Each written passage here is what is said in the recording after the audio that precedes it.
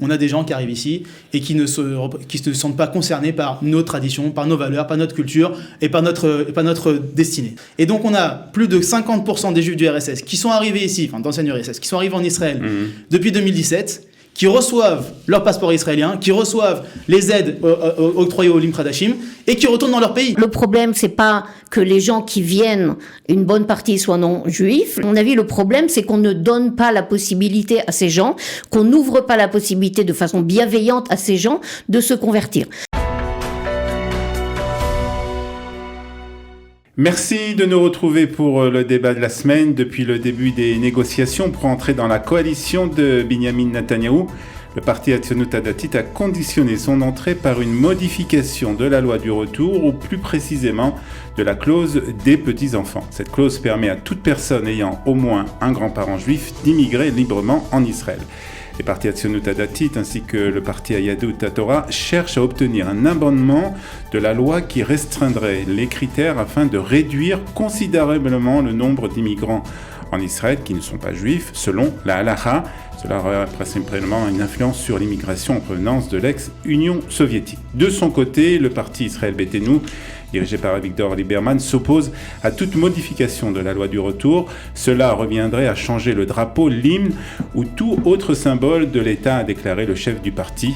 Alors après 75 ans d'existence, le temps est-il venu de changer l'une des lois principales de l'État d'Israël avec le risque de se mettre à dos une partie des communautés juives de la diaspora, ou bien continuer d'accueillir ceux qui ne sont pas juifs selon la Ham et qui auraient néanmoins été soumis à des persécutions en raison de leur origine. Tel est le thème du débat de cette semaine et pour en discuter, nous sommes très heureux d'accueillir dans ce studio Valérie Stessin, rabbin du mouvement Massorati en Israël. Madame le rabbin, bonjour. Merci bonjour d'être avec nous. Et nous sommes aussi avec Nathan Zoberman, qui est aussi docteur, je viens de l'apprendre, et qui est représentant francophone du parti Hatzionut Hadatit.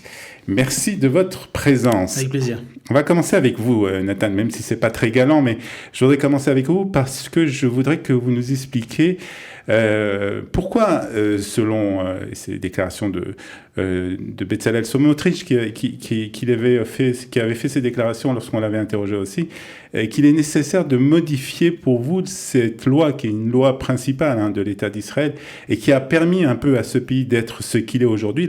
Cette loi Chok HaShavut, la loi du retour, est plus exactement cette clause qui permet donc à toute personne qui a au moins un grand-parent juif de venir librement en Israël. Quelle est l'importance de cette modification ? Déjà, je voudrais juste préciser un point. Je ne pense pas qu'il ait conditionné son entrée au gouvernement à ce point-là. Il l'a demandé. C'est quelque chose d'important. C'est quelque chose d'important pour Itamar Ben-Gvir aussi, pour les partis Haredim aussi, c'est très important. Voilà, et Ophir Sofer, qui est le ministre, visiblement, qui sera le ministre de la Klita, de l'immigration, a fait déjà une déclaration comme quoi il pensait qu'il était nécessaire de changer Il a demandé un certain temps d'adaptation et de réflexion, mais il est nécessaire. En fait, pour répondre à la question, je pense qu'il faut revenir aux fondamentaux. Et c'est quoi cette loi de la loi du retour ? En 1950, on a un Ben Gurion qui, avec beaucoup d'humilité, permet finalement à n'importe quel juif de revenir en Israël. Il déclare que ce n'est pas à l'État d'Israël d'octroyer la citoyenneté israélienne aux juifs du monde entier, mais c'est l'essence même du juif qui appartient au peuple juif, qui de facto est israélien. Donc il suffirait finalement juste d'une formalité administrative pour devenir israélien. Et c'est la loi, donc en 1950, qui va le stipuler, tout juif pourra venir en Israël, devenir israélien. 1958, première crise. D'accord, je suis désolé, je fais un petit peu d'histoire, mais c'est important pour arriver aujourd'hui. 1958, première crise, on a le ministre de l'Intérieur, ministre travailliste, qui s'appelait Bar Yehuda à l'époque, qui décide que n'importe quelle personne pourra s'inscrire à titre déclaratif en tant que juif en Israël. Donc, plus besoin d'avoir une mère juive. Une personne qui n'est pas juive pourra dire « je suis juif » et être inscrit en tant que juif. Crise gouvernementale, le Mafdal décide de sortir du gouvernement, et Ben Gurion, à ce moment-là, va décider de faire cette fameuse concertation des 50 sages, va demander à des philosophes, des poètes, des écrivains, des rabbins, que veut dire être juif. La majorité va répondre que finalement être juif, c'est avoir une mère juive, et donc le prochain gouvernement, en 1959, va déclarer et va faire finalement une modification de la loi du retour, et va dire un juif, c'est quelqu'un qui est juif selon la halakha ou qui a été converti selon la halakha. Ça, c'est en 1959.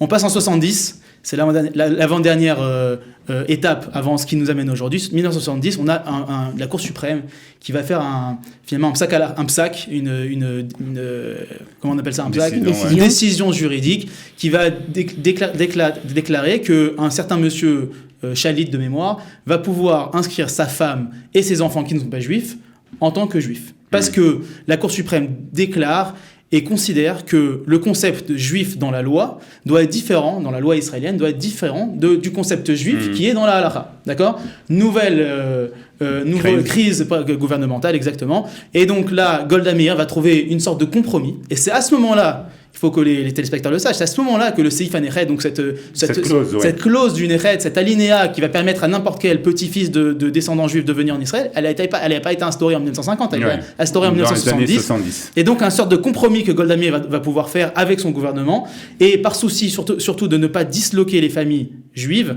qui avaient l'assimilation grandissante, va décider finalement d'insérer cet alinéa à la loi. On est en 2005. D'accord ? La loi israélienne va permettre à des gens qui se convertissent, pas forcément au travers de la loi juive, mais la loi conservative, la loi réformiste, aux États-Unis, en France, dans d'autres pays, de pouvoir être déclarés comme juifs et avoir accès à cette loi du retour.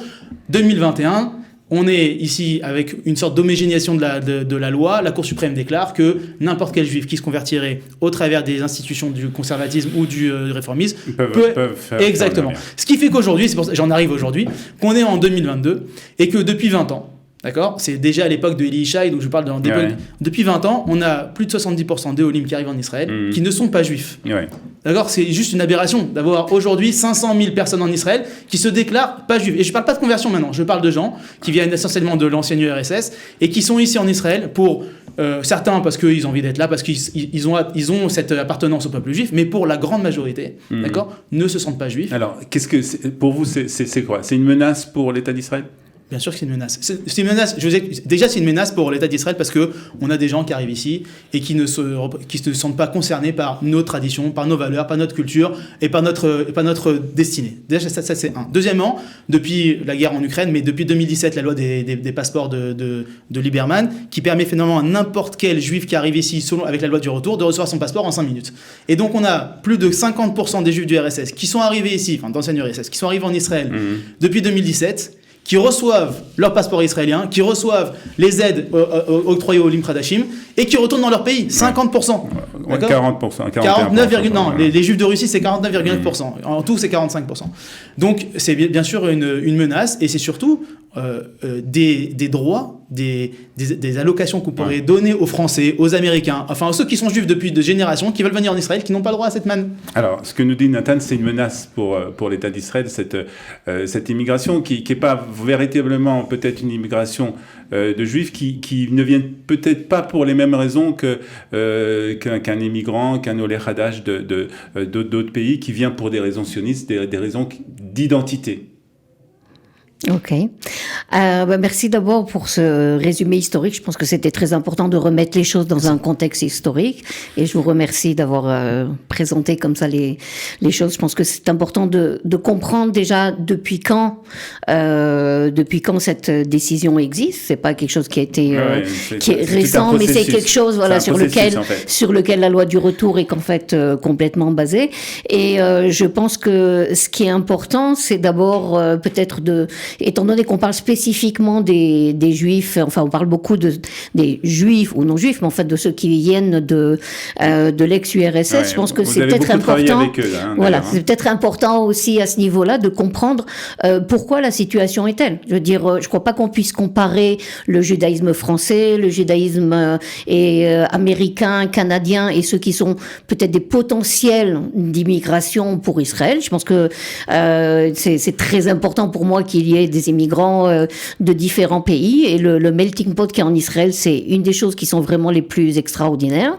Mais je pense que de la même façon qu'on ne peut pas comparer l'histoire des juifs éthiopiens, l'histoire des juifs russes et l'histoire des juifs américains, je pense qu'on ne peut pas parler du nombre de juifs ou non-juifs qu'il y a, d'après la halakha, dans chacun de ces groupes de Olim, d'immigrants, sans prendre en ligne de compte pourquoi la situation est telle. Je ne sais pas à quel point vous connaissez connaissez le judaïsme en ex-URSS. Moi, j'ai eu la chance d'être souvent là-bas en shlichut pendant longtemps, au moment où c'était le début de l'ouverture des portes et qu'on puisse travailler avec les gens qui étaient là-bas. Et je pense qu'il faut vraiment comprendre comment cette communauté en fait a évolué, comment elle a été bloquée, puisqu'il y avait une telle peur d'être juif, je me souviens de gens qui me racontaient comment ils ont su à 30-40 ans qu'ils étaient juifs parce que leurs parents, même si c'était un des deux parents ou les deux parents, en fait, avaient peur que les enfants, par erreur, disent qu'ils étaient juifs. Je veux dire, on peut pas comparer ça avec des juifs américains qui vivent avec une très grande liberté, ou même en France, ou même s'il y a de l'antisémitisme, on n'en est pas encore au point que les gens grandissent ou des enfants grandissent en cachant leur identité parce que c'était un danger. En tant que chef je pense qu'on peut pas... En tant que chef spirituel d'un mouvement religieux, vous êtes pas... Parce que vous êtes un mouvement quand même religieux, le conservatisme, c'est un mouvement religieux. Oui. Est-ce que vous n'êtes pas, aujourd'hui, vous ne craignez pas l'assimilation en Israël? Alors, pas du tout. Pas du tout. Justement, je pense que je vais justement peut-être me relier à ce que vous avez dit à la fin, à cette crainte. De quoi est-ce qu'on a peur? De quoi est-ce qu'on a peur? Et est-ce que le fait que une bonne partie des immigrants qui viennent surtout de ces pays, d'Ukraine, de Russie, puisque ces dernières années, c'était plutôt du moins depuis la guerre, là-bas, en plus, c'était peut-être la population qui était le plus menacée, pas à cause de son appartenance au judaïsme, mais qui était menacée de façon physique. Les Russes, ils sont pas menacés, ils viennent ici, ils sont pas menacés, les Russes, mais bon, c'est un autre sujet.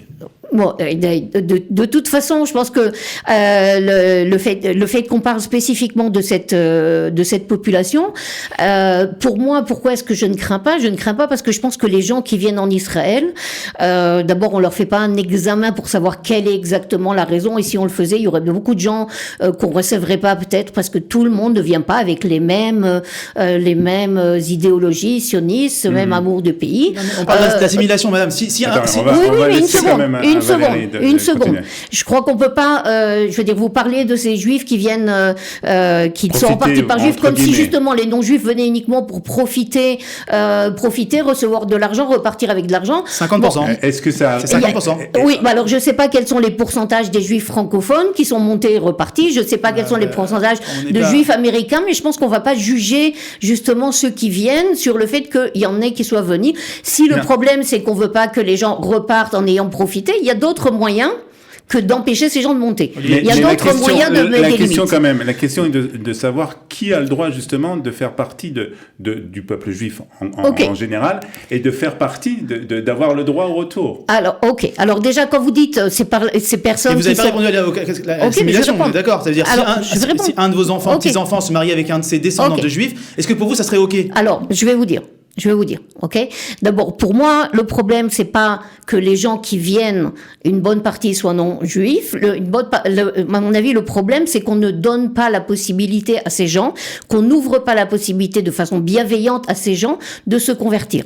On sait que depuis qu'il y a eu ces grosses vagues de aliyah, d'immigration, et c'est pas d'aujourd'hui, c'était déjà d'il y a 30 ans, 20 ans, on a pas fait suffisamment, et à mon avis, on n'a pas du tout fait ce qu'il fallait pour proposer à ceux qui ne sont pas juifs d'après la halakha, dont la mère n'est pas juive, la possibilité de se joindre, mais de se joindre pas uniquement pour être israélien au niveau de leur état civil, pas uniquement pour faire l'armée comme font la plupart de ces gens dont vous dites ils viennent là uniquement pour profiter.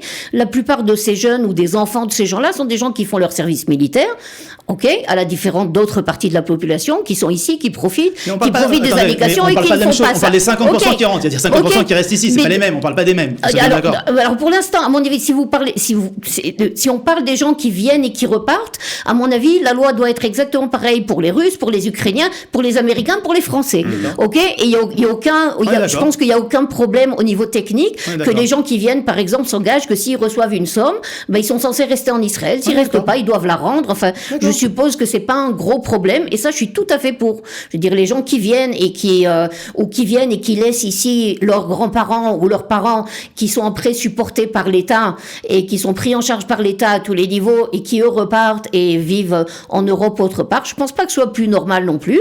Et je pense que là, il y a d'autres choses à faire, mais c'est pas la solution, c'est pas de changer la loi du retour.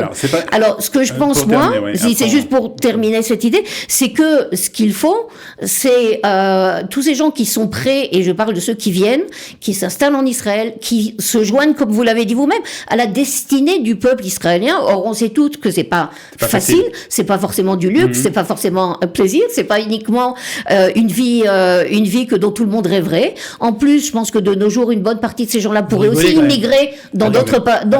Ces gens pourraient aussi immigrer dans d'autres pays. C'est pas qu'on est leur seule solution. Donc, s'ils viennent ici, à mon avis, ce qu'il faudrait plutôt, c'est plus leur faciliter et plus ouvrir, je dis pas les convertir comme ça du jour au lendemain, mais plus faciliter un processus de conversion. Alors, justement, Madame Cézanne a toujours pas répondu à ma question. L'assimilation, encore une fois, dans votre parti conservatif, si une personne de votre parti, de votre mouvement religieux se marie avec un petit-fils de juif et qui n'est pas juif, qui ne se sent pas juif, qui ne se sent pas relié à la culture, qui ne veut pas se convertir, c'est un problème ou c'est pas un problème? Oui, ce sera un problème, mais ce que je vérifierai, c'est pourquoi cette personne ne veut pas se convertir. Parce qu'à mon avis, malheureusement... Parce qu'elle ne veut pas se convertir, tout simplement. Malheureusement, l'image que nous avons donnée en tant que pays, l'image que nous avons à tous ces immigrants qui viennent et qui ne sont pas juifs, c'est qu'on ne veut pas. Alors, on n'a pas l'intention de les aider à se convertir, qu'on ne les invite pas à ça, au contraire qu'on les repousse. Répondiez à ça, justement. Ce que dit Valérie, c'est que, en fait, peut-être qu'ils arrivent ici en Israël parce qu'ils ont quand même une attirance ou quelque chose dans leur famille qui les rapproche à Israël et qu'il faudrait, en fait, allégir que les lois concernant la conversion soient plus légères pour leur permettre justement de pouvoir s'intégrer en Israël et on évite ainsi aussi les problèmes dont tu as parlé. La conversion n'a jamais été un moyen de s'intégrer en Israël.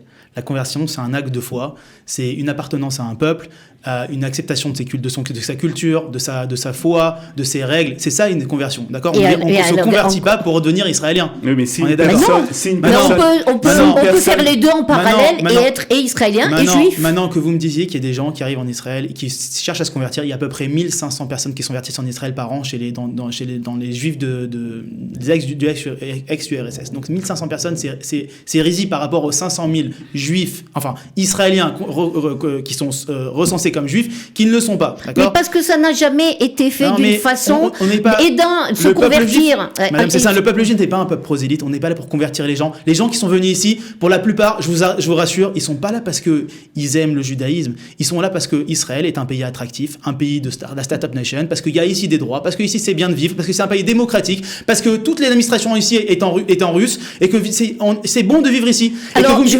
m'excuse, mais je pense que la généralisation que vous faites, comme si vous saviez quels étaient les motifs et les raisons de chaque personne qui est venue en Israël, je pense que c'est quelque chose qui est inadmissible. Mais excusez-moi, dire que tous ces 50 000 juifs, vous savez pourquoi ils sont venus, je crois que ça montre à quel point c'est vraiment de la mauvaise foi. Madame Stessin, parce que vous ne savez pas depuis 2005, l'Israël reconnaît la conversion de n'importe quel organisme. Depuis 2021, l'Israël reconnaît la conversion depuis n'importe quel organisme. Est-ce que vous avez à vos portes des files de gens russes qui tapent à votre porte en disant on veut se convertir? Je pense que le message le message que Israël a fait passer, parce que c'est un épiphénomène, la conversion est un épiphénomène en Israël, et la conversion conservative et réformiste est aussi encore plus un épiphénomène. A été illégal, a été bloqué. La plupart des gens pensent encore que s'ils se convertissent par nos mouvements, ils ne seront pas reconnus. Et une des prochaines choses que les mouvements que vous représentez, les partis que vous représentez pensent faire, c'est justement annuler aussi les conversion des mouvements qui ne sont pas orthodoxes. Pourquoi, bien sûr? Est-ce qu'il n'y a qu'une seule façon d'être juif? C'est un autre sujet quand même. Oui, mais je pense que c'est lié. Sans parler maintenant finalement du sujet théologique qui pourrait nous opposer, d'accord? Sur le plan, on va dire, de notre peuple, parce qu'on fait partie du même peuple, vous êtes aussi juif que moi, on est d'accord? On a la même destinée. Demain, vos enfants, ou les gens que vous allez convertir, ne pourront pas se marier avec les miens. Pourquoi? Si vous avez dit que vous reconnaissez vos conversions. Non, mais non, parce que l'État d'Israël, aujourd'hui, l'Israël ne reconnaît pas et ne reconnaîtra pas la conversion telle qu'elle aujourd'hui, conservative et réformiste. Maintenant, elle les reconnaît, mais je ne sais pas si ça va tenir. Pas du tout, elle ne reconnaît pas. Elle reconnaît pour avoir son passeport. Mais vous, en tant que chef spirituel, ça vous pose pas un problème que celui qui a déclaré qu'il était juif ou pas juif, c'est une personne qui est totalement laïque, qui est assis à la Cour suprême, qui n'a strictement rien à faire de votre foi, de votre loi. Mais ça vous pose pas de problème en tant que chef spirituel? Qui fait partie du pays aussi, qui est citoyen israélien. Mais c'est pas à lui de définir. On est entre personnes religieuses ici. Donc la question, c'est vraiment de savoir qui a le droit de faire partie intégrante et qui décide de ça. Mais pour l'instant, ce qui décide de ça, c'est la grande cour rabbinique qui décide de qui est juif, qui n'est pas juif. Qui est orthodoxe ou ultra-orthodoxe. Et moi, je suis désolée, mais moi, je ne suis ni orthodoxe ni ultra-orthodoxe. Oui, mais vous êtes minime. Et moi, ils ne me reconnaissent pas.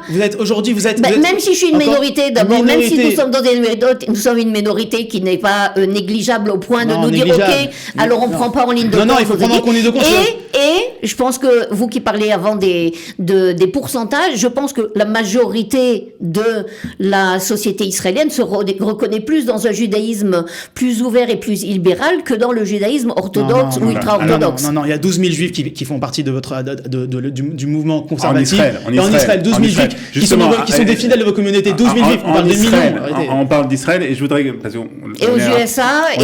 On est pressé un peu par le temps et je voudrais qu'on termine justement sur ça, sur les problèmes que cela pourrait poser justement entre Israël et la diaspora et les communautés plus particulièrement d'Amérique du Nord qui entendent ces débats autour de cette loi. Est-ce que vous pensez que ça peut avoir une incidence sur les relations? Bien sûr. Bon, à nouveau, cette loi en elle-même, c'est une partie, à mon avis, c'est juste une partie de beaucoup de lois dont on parle maintenant qu'elles risquent d'être changées ou de choses qui étaient qui ont été autorisées mais qui maintenant risquent d'être limitées, comme la reconnaissance des conversions. Je pense que ce qu'il faut comprendre, c'est qu'il y a des millions de juifs qui ne sont pas peut-être ceux avec qui vous êtes que vous connaissez ou dont vous connaissez le parcours, mais qui ne se reconnaissent pas dans les mouvements orthodoxes, qui se reconnaissent et qui ont grandi et qui sont les enfants ou les petits-enfants de juifs du mouvement conservatif ou du mouvement réformé, et qui, du coup, se voient complètement, voient leur identité, en fait, comme annihilée, comme non reconnue, comme si, en fait, elle n'avait aucune valeur. Une minute pour conclure. Et moi, j'avoue que je ne crains pas l'assimilation, parce que ce que je pense, c'est qu'en fait, si on ouvrait, à la différence justement de ce que vous avez présenté, si on proposait de façon honnête à ces gens qui font leur alia aussi un processus de conversion, je pense que la grande majorité l'aurait fait. Mais aujourd'hui, la grande majorité l'aurait fait. Je conclue deux points. Un, c'est que finalement, le monde américain est 70% est réformiste ou conservatif, d'accord? Oui. Il va vers plus de conservatisme et plus de réformisme. Le monde israélien va vers plus d'orthodoxie. D'accord? On doit... regardez les résultats des élections, on voit plus d'orthodoxie. Démographique, pas une question idéologique. Idéologique et démographique. En tout cas, dans quelques années, on sera une majorité absolue. Et encore une fois, le monde conservatif et le monde réformiste est un épiphénomène. Maintenant, de la même manière, un épiphénomène en Israël, de la même manière que les pères fondateurs et les législateurs en 1970, quand ils ont fait le Seif HaNechet, donc cette loi pour les petits-fils, et vous pouvez lire les protocoles, on dit ok, on accepte, le Mafdal avait accepté parce qu'il considérait que ça allait être encore une fois un épiphénomène. Combien de petits enfants vont venir en Israël avec leurs grands-parents et donc ils ont dit ok, on accepte. Aujourd'hui, le législateur doit comprendre que justement en États-Unis, on a une grande majorité des juifs qui sont pas juifs ou qui ne seront pas juifs dans quelques années, qui ont accès parce qu'ils sont réformés conservatifs, bien sûr, non, pas parce qu'ils se convertissent, ils se convertissent dans les instances et qui ne sont pas reconnus, et que on parle de millions de personnes qui pourraient venir demain avec l'antisémitisme aux États-Unis, qui pourraient venir en Israël, et ça poserait un vrai problème, un énorme problème de qui est juif dans la société israélienne. Et donc, les législateurs aujourd'hui doivent faire attention à modifier la loi justement pour ça. Alors moi je terminer vraiment une. Oui, vraiment une seconde. J'avoue que je ne partage pas vos craintes. Moi, mes craintes sont plus que justement l'establishment orthodoxe et ultra-orthodoxe empêche les autres mouvements. En tout cas, je pense qu'on aura encore beaucoup à discuter. On le fera sans doute avec peut-être d'autres lois qui risquent d'être proposées donc avec le prochain gouvernement. Merci beaucoup Nathan Zoberman. Merci Valérie d'être avec nous aujourd'hui. Merci. Merci.